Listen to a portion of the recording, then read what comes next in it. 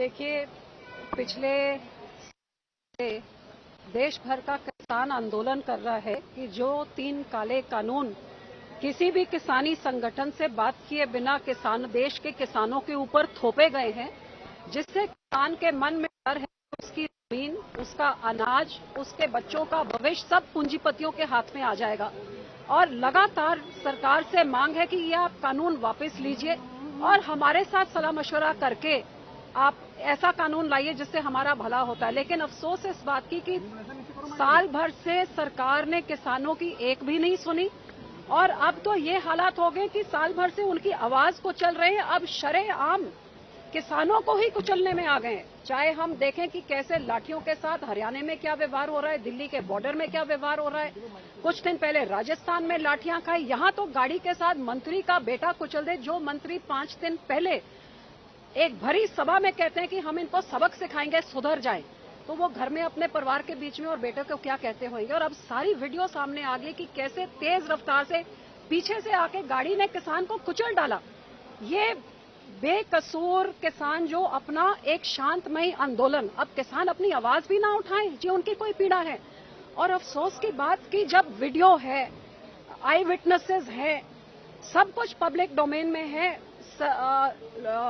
अदालत सू मोटो नोटिस ले रही है, लेकिन 5 दिन गुजरने के बाद जिस मंत्री का और उसके बेटे का नाम आ रहा है, ना मंत्री को बर्खास्त किया गया है और ना ही बेटे को आज तक पूछताछ के लिए बनाएगा, उसको अरेस्ट क्यों नहीं किया गया है? आपकी डिमांड है मंत्री को बर्खास्त? बिल्कुल हमारी मांग है। देखिए, जो होम मिनिस्टर अमन शांति को भंग करके लॉ एंड ऑर्डर को भंग करने का संदेशा कि मुझे पहचान लो, मेरे बारे जानते हो आप कि मैं कैसे, सबक सीख जाओ, सुधर जाओ, जो उकसा रहा है लोगों को, जो भाइयों को लड़ाने की बात कर रहा है, इससे और घटिया राजनीति क्या हो सकती है? और आप उसको अपने मंत्रिमंडल में बना के रखें तो बहुत ही घटिया बात है। उसके बेटे को आज तक आप पूछताछ ना करिए, जिसके बारे में जो स्टेज में उनके साथ है वो गाड़ियों से, अब तो बहुत तरह की वीडियो सामने आ गई है। सो बहुत अफसोस की बात है कि इस बेकसूरों की जान जाने में जो सारी दुनिया देख रही, सारा देश देख रहा है, लेकिन सरकार, क्योंकि सरकार के बच्चों के लिए अलग कानून है और गरीब किसान के लिए अलग कानून है, इसलिए 5 दिन से कोई गिरफ्तार नहीं हुआ। हमारी डिमांड ये है कि जो मोनू मिश्रा है वो इमीडिएटली वो अरेस्ट हों, बनती हुई कार्रवाई उनके खिलाफ की जाए और जो मंत्री हैं उनको एकदम डिसमिस किया जाए।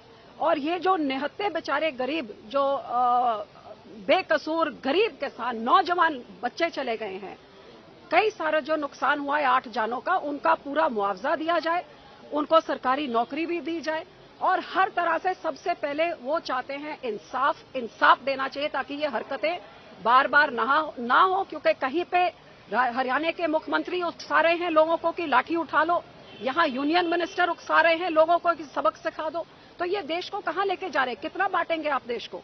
हम अपने किसानों के साथ, मैंने मंत्रिमंडल से इस्तीफा दिया किसानों के साथ खड़े होकर उनकी लड़ाई लड़ने के लिए, तो उनको तो शायद ये भी फोटो ऑप लगता होगा। आज हम अपने लोगों के साथ खड़े होने आए हैं क्योंकि 5 दिन से वो इंसाफ की गुहार लगा रहे हैं, सारे देश को, दुनिया को वीडियो देख रही हैं। लेकिन मैं हैरान हूं कि यहाँ की पुलिस और सरकार को क्यों ये नहीं दिख रहा, क्यों इनकी पीड़ा नहीं समझ रही। ये बच्चे किसी के हो सकते थे, ये किसी का बाप और किसी का भाई हो सकता था, जात में नहीं, धर्म में नहीं, इंसानियत के नाते ये किसान है जो देश का, लोगों का पेट पालते हैं।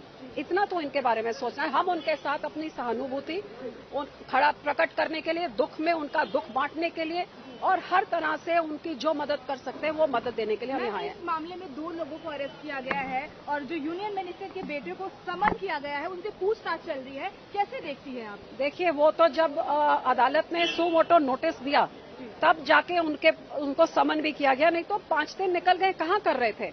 तो हम उम्मीद करते हैं कि अदालत बिल्कुल स्ट्रिक्ट एक्शन लेगी और अदालत ने पूछा भी है, बताइए कि आपने किसको अरेस्ट किया है।